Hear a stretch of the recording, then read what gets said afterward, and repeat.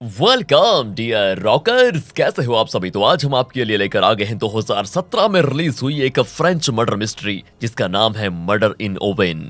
तो कहानी की शुरुआत में झील के पास स्थित एक छोटे टाउन को दिखाते हैं जिसका नाम है ओवेन। वहाँ एक कपल और उनकी बेटी पैदल चल रहे होते हैं। बाप और बेटी जरा आगे निकल जाते हैं और माँ थोड़ा स्लो चल रही होती है। कुछ दूर जाकर वो रियलाइज करते हैं कि माँ पीछे नहीं आ रही। फिर वो उस जगह पर ढूंढते हैं लेकिन माँ नहीं मिलती। घबराकर वो सीधे पुलिस को खबर करते हैं और पुलिस को शक है कि वो शायद झील में गिर गई होगी। फिर वो दो डाइवर्स को बुलाकर लेक की तलाशी लेते हैं और उनको एक लाश भी मिलती है। वो ये बताने के लिए ऊपर आते हैं तो पता चलता है कि वो जिस औरत को पानी में ढूंढ रहे थे वो तो बाहर बेहोश पड़ी होती है। लगता है चलते हुए किसी पत्थर पर उसका पैर पड़ गया और वो फिसल कर गिर गई। फिर वो होश में आकर अपने पति और बेटी से मिल जाती है। पर दोस्तों, पानी में जो लाश है वो किसकी है, यही तो पता लगाना है पुलिस को। खैर, यहाँ से सीन कट होता है और मूवी के हीरो फ्रेडी को दिखाते हैं। फ्रेडी की शादी हो चुकी है लेकिन वो काम में बड़ा बिजी रहता है और वाइफ के लिए उसके पास फिलहाल उतना वक्त नहीं है। उसकी वाइफ काफी सह चुकी थी और अब वो भी तंग आ चुकी है कि ये मेरे साथ टाइम नहीं बिताता। फिर भी वो एक आखिरी कोशिश करना चाहती है और फ्रेडी के भेजे में जरा अकल डालने के लिए वो उसको लेकर एक काउंसलर के पास जाती है। असल में फ्रेडी इस टाउन का शरीफ है दोस्तों। काउंसलिंग के लिए जाकर भी वो कोई कॉल ही ले रहा होता है। बताओ, वहाँ भी उसको काम से फुर्सत नहीं। उसे झील में मिली उस लाश के बारे में खबर मिलती है वहाँ पर। अब शरीफ होने के नाते उसको जाना पड़ेगा। वो फिर वाइफ से कहता है कि प्लीज मुझे जाना होगा, बहुत ही जरूरी काम है। एक काम करो, तुम ही काउंसलिंग कर लो यहाँ पर और बाद में मुझे बता देना कि काउंसलर ने क्या क्या कहा। इस तरह वो अपनी वाइफ की हाँ या ना का वेट नहीं करता और सीधे अपनी बात काट कर क्राइम सीन की ओर चला जाता है। यहाँ क्राइम सीन में सोफिया नाम की एक और पुलिस ऑफिसर होती है। यही है दोस्तों अपनी हीरोइन। वो किसी दूसरे टाउन से यहाँ ट्रांसफर हुई है। इसी बीच फ्रेडी भी वहाँ पर पहुंच जाता है। वहाँ फ्रेडी का असिस्टेंट आर्नोल्ड सोफिया को लाश दिखाने के लिए लेकर जाता है। लाश पर कोई आईडी नहीं होता तो फिलहाल पता नहीं चलता कि यह है कौन, पर उसके शरीर पर जो चोटें लगी होती है उनको देखकर साफ पता चलता है कि उस लड़की का कत्ल हुआ है। उसके मुंह में मिट्टी डाली गई थी, इसकी वजह भी साफ नहीं है। एंड फिर उस लाश का शव विश्लेषण चलता है। सोफिया और आर्नोल्ड बाहर वेट करते हैं। इसी बीच डॉक्टर शव विश्लेषण कर लेती है। फ्रेडी उस डॉक्टर को काफी अच्छी तरह जानता है तो उससे कुछ देर बात करने के बाद वो फ्रेडी को लाश के पास लेकर जाती है। एंड उसको देखकर फ्रेडी को लगता है शॉक, क्योंकि जो मरी है वो फ्रेडी की स्कूल फ्रेंड की बहन है जिसका नाम है स्टेफनी। शव विश्लेषण में पता चलता है कि स्टेफनी पर पत्थर से भारी वार किया गया था। सेक्सुअल असॉल्ट के वैसे कोई आसार नजर नहीं आते और उसके मुंह में मिट्टी डाली गई थी, लेकिन कत्ल करने के बाद उसकी लाश को पानी में फेंक दिया गया था जिसकी वजह से उसके मुंह से ज्यादातर मिट्टी निकल गई थी। ये मिट्टी झील के पास पाई जाती है लेकिन कातिल ने एग्जैक्टली किस जगह से मिट्टी उठाई ये बात साफ नहीं है फिलहाल।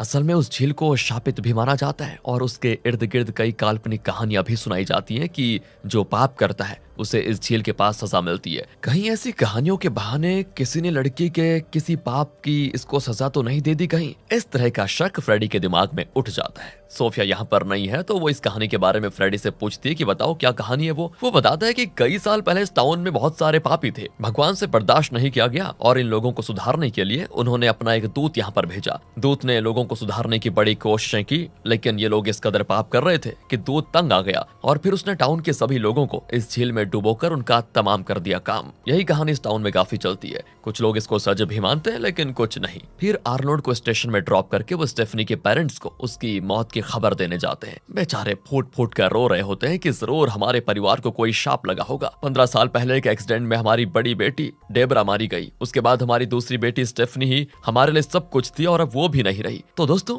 अब ये लोग पूछताछ शुरू करते हैं कि हम देखिए आपका दुख समझ सकते हैं, हम जल्दी से जल्दी कातिल का पता लगाने की कोशिश करेंगे, लेकिन एक बात बताइए, स्टेफनी की किसी से कोई दुश्मनी थी क्या, या फिर उसका कोई फ्रेंड या बॉयफ्रेंड रहा होगा? वो कहते हैं वो बहुत ही रिस्पॉन्सिबल लड़की थी, किसी के साथ लड़ती झगड़ती भी नहीं थी। मुझे नहीं लगता कि उसका कोई दुश्मन था। किसी बॉयफ्रेंड के बारे में भी उसने कभी हमें बताया नहीं। वैसे कल शाम वो हमसे मिलने घर आई थी, हमने साथ बैठकर डिनर किया, पर उसने डिनर पूरा नहीं किया और बार बार टाइम देखती रही। पता नहीं कहाँ की जल्दी थी उसको और फिर वो जल्दी कहीं निकल भी गई। मतलब दोस्तों, स्टेफनी इनके साथ नहीं रहती थी बल्कि किसी अपार्टमेंट में रहती थी। उसके फ्लैट की एक चाबी इनके पास होती है तो फ्रेडी और सोफिया उस चाबी को ले लेते हैं। फिर दोनों उस हॉस्पिटल में जाकर पूछताछ करते हैं जहां स्टेफनी काम किया करती थी। इसी बीच सोफिया फ्रेडी से पूछती है कि स्टेफनी की दीदी डेबरा, जिसकी 15 साल पहले मौत हो गई थी एक्सीडेंट में, वो तो आपकी दोस्त थी ना? फ्रेडी कहते हैं हाँ, उस दिन हमने दोस्तों के साथ मिलकर एक पार्टी की थी। पार्टी के बाद हमारी एक फ्रेंड कार चला रही थी और स्टेफनी और डेबरा पीछे की सीट पर बैठी हुई थी। जो ड्राइव कर रही थी वो काफी नशे में थी। मेरा एक भाई है जो खुद भी पार्टी में था। पार्टी के बाद वो पैदल घर जा रहा था। वो लड़की जो नशे में ड्राइव कर रही थी ना, उसने मेरे भाई को ठोक दिया और उसके बाद उसने गाड़ी दूसरी ओर घुमाई भाई और फिर गाड़ी पेड़ से टकरा गई और इस एक्सीडेंट में मेरा भाई अपनी दोनों टांगे खो बैठा। 15 साल से व्हील चेयर पर पड़ा हुआ है बेचारा। कार की बैक सीट पर बैठी डेबरा को बहुत चोट आ गई और वो तो स्पॉट पर ही मर गई। स्टेफनी को जरा सी चोटें आई थी लेकिन वो जिंदा बच गई। ये सारी बातें बताते बताते वो हॉस्पिटल पहुंच जाते हैं जहां पर स्टेफनी काम करती थी। स्टेफनी का बॉस बताता है कि स्टेफनी काम की बहुत ही पक्की थी और बहुत काबिल लड़की थी वो। इसी बीच सोफिया स्टेफनी का डेस्क चेक करती है तो उसमें कुछ लेटर्स होते हैं। एक लेटर में किसी ने उसको धमकाया भी होता है कि तुम्हारी मौत तो मेरे ही हाथों होगी। तो अब लगता है कि पर्सनली ना सही लेकिन काम के मामले में उसके कुछ दुश्मन तो जरूर थे, वरना और कौन उसको इस तरह का लेटर भेज सकता है। और हॉस्पिटल का नाम खराब ना हो जाए इस डर से स्टेफनी का बॉस कुछ साफ साफ नहीं बताता। वैसे सोफिया इस हॉस्पिटल के एक डॉक्टर को जानती है तो अब फ्रेडी और सोफिया उसी डॉक्टर से पूछताछ करते हैं। डॉक्टर के स्टेटमेंट और बॉस के स्टेटमेंट के बीच जमीन आसमान का फर्क होता है दोस्तों। डॉक्टर कहता है कि ये बात तो सच है कि स्टेफनी काम के मामले में बहुत पक्की थी, काफी स्ट्रिक्ट भी थी, ये सच्ची बात है, लेकिन वही उसकी सबसे बड़ी प्रॉब्लम भी थी क्योंकि अगर कोई अपना काम ठीक से नहीं करता था तो वो झट से उन्हें काम से निकाल देती थी। उसकी वजह से कई लोगों की नौकरी भी चली गई थी। अब इनकी समझ में आता है कि अगर ये बात है तो फिर जरूर उन्हीं लोगों में से किसी ने स्टेफनी से बदला लेने के लिए उसका कत्ल किया होगा। फ्रेडी आर्नोल्ड से कहता है कि एक काम करो, तुम उन लोगों की डिटेल्स निकालो जो स्टेफनी की वजह से नौकरी से हाथ धो बैठे थे। फ्रेडी और सोफिया सोच में पड़ जाते हैं कि अगर उनमें से किसी को स्टेफनी का कत्ल करना ही था, उसे झील के पास लाकर इस तरह से मौत क्यों देनी थी? पर जैसा कि भगवान का दूत स्टेफनी की किसी पाप की सजा उसको दे रहा हो, इस तरह का किसी ने ये जाल क्यों बिछाया? इस तरह के सवाल इनके दिमाग में आते हैं। इसी बीच कार के आगे कोई पैराशूट में उड़ रहा होता है और उनके काफी पास आकर लैंड करता है। सोफिया को बड़ा गुस्सा आता है और वो कार को दूसरी तरफ घुमाकर सडन ब्रेक मारती है। फिर उतरकर उसको काफी सुनाती भी है कि अगर लैंड करना नहीं आता तो पैराशूट में उड़ते क्यों हो? अगर मैं ब्रेक ना मारती ना तुम्हारी चटनी बन जाती यहीं पर। तब फ्रेडी कहता है अरे ये मेरा भाई एंथनी है। अब एंथनी भी स्टेफनी के कत्ल की खबर सुनकर बड़ा दुखी हो जाता है क्योंकि ये सभी लोग बचपन के बहुत ही अच्छे दोस्त थे। तभी फ्रेडी को उसकी वाइफ का कॉल आता है और वो कॉल लेने के लिए थोड़ी दूर चला जाता है। यहाँ तब तक एंथनी सोफिया के साथ स्टेशन चला जाता है। अब फ्रेडी भाई साहब घर जाते हैं तो वहाँ उसकी वाइफ अपना बोरिया बिस्तर बांध कर निकल रही थी। वो कहती है मुझे नहीं लगता कि मैं इस तरह तुम्हारे साथ जी पाऊंगी, सच कह रही हूँ। तुमने तो अपनी नौकरी से शादी कर ली है, मैंने अपनी तरफ से पूरी कोशिश भी कर ली तुम्हारे साथ जीने की और इसी कोशिश में मैं तुम्हें काउंसलर तक लेकर भी गई कि तुम अपनी तरफ से भी शादी को बनाए रखने की जरा सी कोशिश तो करो, पर वहाँ पर तुम मेरे खातिर बस 10 मिनट नहीं निकाल सकते। ड्यूटी करने के बहाने वहाँ से भी भाग गए और अब मैं जा रही हूँ और इसके बाद तुम 24 घंटे आराम से अपनी ड्यूटी करना, मुझे नहीं चाहिए। कहते कहते गुस्से में वो चली जाती है और यहाँ पर आर्नोल्ड सोफिया को उन सारे एम्प्लॉयज की डिटेल्स ला कर देता है जिन्हें स्टेफनी ने नौकरी से निकाल दिया था और तो और उनकी हैंडराइटिंग्स भी कलेक्ट करने को सोफिया ने कहा था। असल में वो पता लगाना चाहती थी कि वो ब्लैकमेल लेटर किसने लिखा था। फिर वो स्टेफनी के फोन रिकॉर्ड्स को चेक करते हैं लेकिन उसमें शक करने लायक कुछ होता नहीं। अब रात के 10 बज रहे होते हैं तो सोफिया और आर्नोल्ड डिनर के लिए एक रेस्टोरेंट में जाते हैं जिसे आर्नोल्ड की दीदी ही चलाती है। वैसे तब रेस्टोरेंट में एक लड़की एंटर करती है जिसको देखते ही सारे लोग अपनी बातचीत बंद करके उसे घूरने लगते हैं। सिर्फ आर्नोल्ड उसके पास जाकर नॉर्मली बातें करता है। आर्नोल्ड की दीदी बताती है ये वही लड़की है जो 15 साल पहले डेबरा की मौत का कारण बन गई थी। इसका नाम जेनेट है और उस दिन यही नशे में कार को ड्राइव कर रही थी जिसकी वजह से बेचारी डेबरा तो मर गई, ऊपर से फ्रेडी के भाई एंथनी के दोनों पैर डैमेज हो गए। वो इतने नशे में थी कि उसको पता ही नहीं चला कि उसने क्या कर दिया। फिर उसको 7 साल की जेल भी हुई। रिलीज होने के बाद वो किसी दूसरे शहर में रहने लग गई, पर यहाँ उसके पिता की एक दुकान है, शायद उन्होंने इसे मदद के लिए यहाँ पर बुलाया है, इसीलिए ये वापस इस टाउन में आ गई। पर इस टाउन के लोगों ने अभी तक इसको माफ नहीं किया, इसीलिए इस तरह इसको घूरते रहते हैं। दूसरी ओर दोस्तों फ्रेडी स्टेफनी के फ्लैट में जाता है जिसकी चाबी उसने स्टेफनी के पेरेंट्स से ले ली थी पहले। एंड काफी ढूंढने के बाद वहां पर एक फोटो मिलती है जिसे फाड़कर फिर से जोड़ दिया गया था। अगले दिन सोफिया को पता चल जाता है कि वो ब्लैकमेल लेटर किसने लिखा था। वो एक बुजुर्ग औरत होती है जो हॉस्पिटल में काम करती थी और स्टेफनी ने उसे नौकरी से निकाल दिया था। स्टेफनी के फ्लैट में फ्रेडी को जो फटी हुई फोटो मिली थी वो इसी औरत की फैमिली फोटो थी। अब सोफिया उस औरत को स्टेशन बुला भेजती है और उसे अपनी थियरी सुनाती है। अच्छा तो आपने काम में कोई गलती कर दी थी और फिर स्टेफनी ने आपको काम से निकाल दिया। नौकरी के बिना आप अपना घर नहीं चला पा रही थी तो आपने स्टेफनी को अपनी फैमिली फोटो भेजी और विनती की कि प्लीज मुझे वापस नौकरी पर रख लो। पर स्टेफनी नहीं मानी तो आपने उसको ब्लैकमेल लेटर भेजा, लेकिन वो नहीं घबराई तो गुस्से में आपने स्टेफनी का कत्ल कर दिया। यही सच है ना? इस पर वो औरत देखिए क्या कहती है, अरे तुमसे तो अच्छी स्टेफनी ही थी क्योंकि उसने सिर्फ मेरी नौकरी छीनी, पर तुम तो मुझ पर कत्ल का इल्जाम लगाकर मेरी जिंदगी छीन लेना चाहती हो। हाँ ये सच है कि मुझे स्टेफनी पर बहुत ही गुस्सा आया। मैंने उसके घर पर अपनी फैमिली फोटो भी भेजी, पर जब उसको दया नहीं आई तो मैंने उसे एक ब्लैकमेल लेटर भी भेजा, पर इसका ये मतलब नहीं है कि मैंने उसका कत्ल कर दिया। इस उम्र में मैं उस जैसी जवान लड़की का कत्ल कैसे कर सकती हूँ भला? और तो और जिस वक्त वो मरी थी ना, तब तो मैं अपने घर पर सो रही थी। आप में ठीक से इन्वेस्टिगेट करने की काबिलियत नहीं है तो मुझे बलि का बकरा बना रही हो हैं? दोस्तों, इसी बीच ये भी पता चल जाता है कि स्टेफनी के मुंह में जो मिट्टी मिली थी वो झील के पास डेविल्स चेयर नाम की एक जगह की मिट्टी है, और माना जाता है कि भगवान ने जिस दूत को यहाँ पर भेजा था वो डेविल्स चेयर नाम के उस स्पॉट पर बैठकर ही पापियों को सजा देता था। डेविल्स चेयर को देखने के लिए फ्रेडी और सोफिया झील के पास पहुंचते हैं, पर वहां फ्रेडी को उसकी वाइफ का दोबारा कॉल आ जाता है। फिर क्या था, वो सोफिया से कहता है कि तुम आगे जाओ, मैं जरा कॉल खत्म करके आता हूँ। सोफिया भी आगे चली जाती है। तब उसे किसी की चीख सुनाई पड़ती है। कोई भाग रहा होता है लेकिन वो कपड़ों से ढका होता है, तो सोफिया उसका मुंह नहीं देख पाती। सोफिया उसके पीछे पीछे भागती है लेकिन वो हाँफने लगती है और आगे नहीं जा पाती। असल में सोफिया के लंग्स में कोई प्रॉब्लम है फिलहाल। जब फ्रेडी और सोफिया स्टेफनी के बारे में पूछताछ करने हॉस्पिटल गए थे ना, तो जिस डॉक्टर ने इन्हें स्टेटमेंट दिया था वही सोफिया का इलाज भी कर रहा था। यहाँ सोफिया को किसी की चीख सुनाई दी थी तो वो उस दिशा में भाग जाती है और वहाँ बदकिस्मती से एक और लाश पड़ी मिलती है, वो भी उसी हालत में जिस हालत में स्टेफनी की लाश पाई गई थी। इस बार विक्टिम है एक हिस्ट्री टीचर। असल में कातिल हिस्ट्री टीचर का कत्ल करके भाग गया था। वो इससे भी स्टेफनी की तरह पानी में फेंक देता, लेकिन उससे पहले सोफिया वहां पर आ गई थी तो वो लाश को यहीं छोड़कर चला गया। अब स्टेफनी और हिस्ट्री टीचर की लाशों में एक फर्क भी था कि स्टेफनी की आंखें एकदम साफ थी, लेकिन हिस्ट्री टीचर की आंखों के चारों ओर काला निशान होता है। हिस्ट्री टीचर का भी शव विश्लेषण होता है। उसके बाद फ्रेडी हिस्ट्री टीचर की वाइफ को स्टेशन बुलाता है, जो कि अपने पति से लगभग 20 साल छोटी है, याद रखना छोटी। फ्रेडी उससे कई तरह के सवाल करता है क्योंकि उसे तो यही लगता है कि शायद इसका कोई बॉयफ्रेंड रहा होगा और इसी ने अपने पति को रास्ते से हटा दिया, या फिर हिस्ट्री टीचर की कोई गर्लफ्रेंड रही होगी जिसके बारे में वाइफ को पता चल गया और उसने गुस्से में पति का कत्ल कर दिया। इस तरह के नॉर्मल शक उसके दिमाग में आते हैं। उसने गले में एक चेन पहना होता है जिसमें एक पेंडेंट होता है। जब फ्रेडी पूछता है तो वो बताती है ये मेरे पति ने मुझे गिफ्ट किया था। और दोस्तों पता है क्या,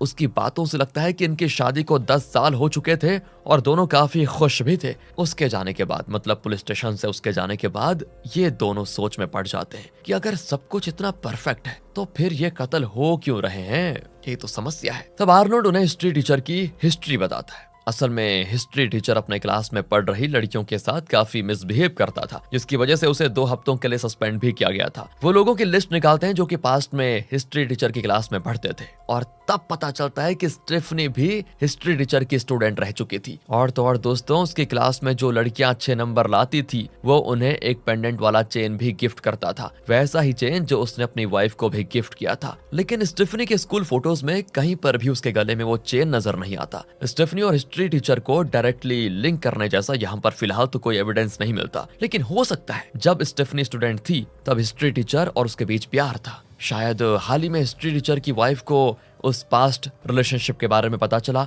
और उसने गुस्से में स्टेफनी और अपने पति यानी हिस्ट्री टीचर का दोनों का काम तमाम कर डाला। इस तरह की पुलिस स्टेशन में डिस्कशन चल रही होती है, तो फ्रेडी ये डिस्कशन करके निकल जाता है स्टेशन से। सोफिया भी बाहर आती है तो वहां पर एंथनी अपने भाई फ्रेडी से मिलने आया होता है, पर फ्रेडी तो पहले ही निकल चुका था। तब एंथनी सोफिया से कहता है कि 15 साल हो गए हैं, मैं बाइक पर नहीं चढ़ा, मुझे बाइक पे जाने का बड़ा मन कर रहा है, क्या आप मुझको लेकर जाएंगी? सोफिया भी मान जाती है और उसे अपनी बाइक में राइड के लिए लेकर जाती है। एंथनी को बड़ा मजा आता है। धीरे धीरे इन दोनों के बीच अच्छी बॉन्डिंग हो जाती है। इसी बीच जेनेट की दुकान के बाहर किसी ने ये लिखा होता है कि कातिल की अगली टारगेट तुम ही होगी। जेनेट उसको मिटा रही होती है। 15 साल पहले जेनेट ने जो गलती की उसकी सजा वो काट चुकी है, जेल में 7 साल की, लेकिन इस टाउन के लोग अभी भी उसको माफ नहीं करना चाहते और इस तरह उसको टॉर्चर कर रहे हैं। तब सोफिया वहां पर जाती है और उससे पूछताछ करने लगती है। तब जेनेट बताती है कि उस वक्त नशे में होने की वजह से मुझे पक्का पता नहीं था मैं क्या कर रही थी। मैंने अपने होश और हवास में किसी को नहीं मारा, बल्कि वो तो मैं होश में नहीं थी तब मारा। लेकिन बाद में जब मुझे अपनी गलती का एहसास हुआ तो मैं बहुत परेशान रहने लग गई और आज तक मैं खुद को माफ नहीं कर पाई। इतने में आर्नोल्ड भी आ जाता है। वो कहता है कि देखो, तुम अपनी सजा तो काट ही चुकी हो और अब भी अगर ये लोग तुम्हें परेशान कर रहे हैं तो तुम स्टेशन आकर एक कंप्लेंट लिखवाओ, बाकी हम देख लेंगे।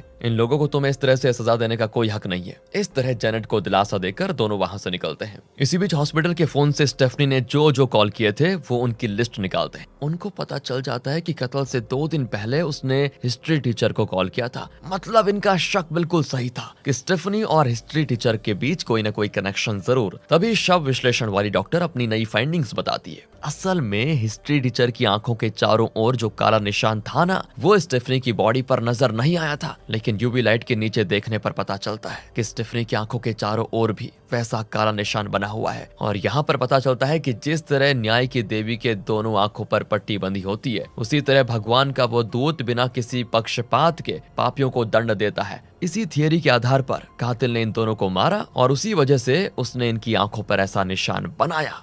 अगले सीन में सोफिया स्टेफनी के पेरेंट्स से मिलती है और पूछती है कि स्कूल के दिनों में क्या स्टेफनी कोई पेंडेंट वाला चेन पहना करती थी। उसकी स्कूल की फोटोज में तो ऐसा कुछ नहीं था, लेकिन क्या वो घर पर उस तरह का कोई चेन पहनती थी? वो जरा सोच कर बताते हैं कि हाँ, एक चेन था उसके पास। 1 मिनट रुकिए, हम चेक करते हैं, कहकर वो स्टेफनी का वो चेन ढूंढ कर लेकर आते हैं। सोफिया बताती है कि हमें शक है कि उसके पास्ट की किसी घटना का उसके कत्ल के साथ कोई कनेक्शन है, इसीलिए मैं इस चेन के बारे में पूछ रही थी आपसे। वैसे इसमें मरे हुए उस हिस्ट्री टीचर का भी कोई कनेक्शन है।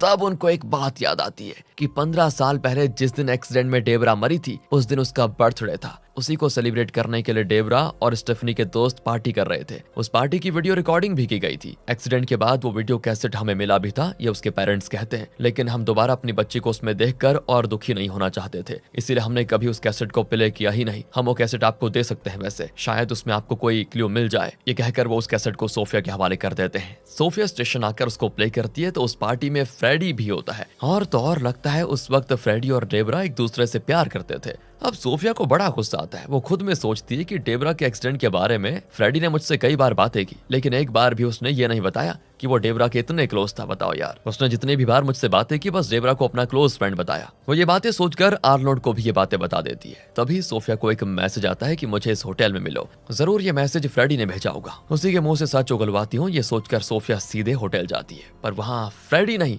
एंथनी होता है। उसी ने मैसेज किया था। एंड फिलहाल तो सोफिया भी उसे काफी पसंद करती है। उस रात दोनों एंथनी के घर जाते हैं और वहां दोनों इंटीमेट हो जाते हैं। फिर अगली सुबह जल्दी से सोफिया तैयार होकर ड्यूटी के लिए निकलती है तो एंथनी पूछता है इतनी जल्दी भी क्या है? सोफिया कहती मुझे स्टेफनी और उस हिस्ट्री टीचर के बारे में कुछ लिंक पता चल चुका है, उसको जल्दी से जल्दी फ्रेडी को बताना होगा। एंथनी पूछता है एक मिनट, किस लिंक की बात कर रही हो तुम? कहीं उस एक्सीडेंट की बात तो नहीं कर रही जिसमें मेरे दोनों पैर चले गए? सोफिया कहती है कि उस एक्सीडेंट का स्टेफनी और हिस्ट्री टीचर से लिंक मतलब क्या लेना देना है बताओ। और यहाँ पर आता है एक ट्विस्ट जो एंथनी रिवील करता है। एक्सीडेंट के बाद कोर्ट में केस चल रहा था। वहां बैठे लोगों के बीच थे एंथनी, फ्रेडी और स्टेफनी। दूसरी ओर लॉयर के साथ स्टेफनी के पेरेंट्स बैठे हुए थे। विटनेस स्टैंड पर खड़ी होती है जेनेट, जिसने नशे में एक्सीडेंट किया था। उसके ब्लड में अल्कोहल की मात्रा काफी ज्यादा थी और एक्सीडेंट में उसे बहुत चोट भी आई थी, जिसकी वजह से उसके ब्रेन का नर्व डैमेज हो गया था। इसी वजह से वो एक्सीडेंट के बारे में ही नहीं, उसके बाद हुई सारी घटनाओं को भूल चुकी थी। उसके बयान के बाद विटनेस स्टैंड पर आता है हिस्ट्री टीचर। वही सबसे पहले एक्सीडेंट स्पॉट पर पहुंचा था और उसी ने पुलिस को इन्फॉर्म भी किया था। वो बयान देता है कि हाँ, मैंने देखा था कि जेनेट ही कार ड्राइव कर रही थी और उसी के विटनेस के आधार पर 7 साल की सजा सुनाई गई थी। दोस्तों, अब सोफिया के अंदर ये सुनने के बाद काफी सारे सवाल उठते हैं। पहला तो ये कि फ्रेडी ने बताया ही नहीं कि एक्सीडेंट में जो मरी थी यानी डेबरा, उससे फ्रेडी प्यार करता था, ये नहीं बताया उसने। स्टेफनी के कत्ल के बाद हिस्ट्री टीचर का कत्ल हुआ, तब भी फ्रेडी ने एक भी शब्द नहीं कहा कि उस एक्सीडेंट केस में विटनेस हिस्ट्री टीचर ही था। फ्रेडी मुझसे ये बातें क्यों छुपा रहा है? इन सवालों के जवाब जानने के लिए वो स्टेशन आती है और उस एक्सीडेंट की डिटेल्स निकालती है। एक्सीडेंट के बाद ली गई फोटोज, एक्सीडेंट से कार में बैठी 3 लड़कियों का और एंथनी का क्या हाल हुआ, इसके बारे में पुलिस रिपोर्ट होती है एक, लेकिन उसमें किसी का भी मेडिकल रिकॉर्ड नहीं होता। जब सोफिया एक ऑफिसर से इस बारे में पूछती है तो वो बताता है कि इन रिकॉर्ड्स को फ्रेडी मेंटेन करता था, आप उसी से पूछ लीजिए। सोफिया फिर शव विश्लेषण वाली डॉक्टर से बात करके किसी तरह उन मेडिकल रिपोर्ट्स को ले लेती है। एंथनी की टांगों का डैमेज होना, डेबरा की मौत, जेनेट को एक्सीडेंट के दौरान लगी हुई चोट, इन सबको डॉक्टर चेक करती है। लेकिन जब वो स्टेफनी का मेडिकल रिकॉर्ड चेक करती है तो वो खुद भी शॉक हो जाती है। पर उसने रिपोर्ट में ऐसा क्या देख लिया और कहती है कि मैं तुम्हें एक चीज दिखाना चाहती हूँ। अब वो सोफिया को एक जगह पर लेकर जाती है जहाँ पर एक पुरानी कार होती है। ये उसी मॉडल की कार है जिससे एक्सीडेंट हुआ था। डॉक्टर सोफिया को ड्राइवर सीट पर बैठाकर खुद पैसेंजर सीट पर बैठ जाती है और कहती है अब इमेजिन करो हम दोनों कहीं जा रही हैं। सोचो कि हाई स्पीड में जाती हुई कार किसी चीज से टकरा जाती है, तब ड्राइवर सीट पर बैठी तुम क्या करोगी और तुम्हारे साथ क्या होगा? सोचो। सोफिया बताती है कि अरे ऐसी सिचुएशन में जो ड्राइवर होगा वो स्टीयरिंग व्हील पर जोर से टकराएगा। सोफिया भी स्टीयरिंग व्हील पर गिरने की एक्टिंग करती है और तब स्टीयरिंग व्हील पर जमी धूल सोफिया पर लगती है। अब डॉक्टर बताती है कि तुम्हारी बॉडी में जिन जगहों पर धूल लगी है, स्टीयरिंग व्हील से टकराने की वजह से तुम्हारे शरीर में उन्हीं जगहों पर चोट भी लगी होगी, राइट? अब इन पुलिस रिपोर्ट्स को देखो, इसमें लिखा है कि स्टेफनी बैक सीट पर बैठी थी, लेकिन उसके घावों के बारे में जो लिखा हुआ है वो घाव बैक सीट पर बैठकर कभी लग ही नहीं सकते थे। स्टेफनी के मेडिकल रिपोर्ट में जिन घावों का जिक्र किया गया है वो सिर्फ और सिर्फ ड्राइवर सीट पर बैठने से ही हो सकते हैं। डॉक्टर तो दोस्तों दावे के साथ कह देती है कि इससे साफ पता चलता है कि ड्राइवर सीट पर जेनेट नहीं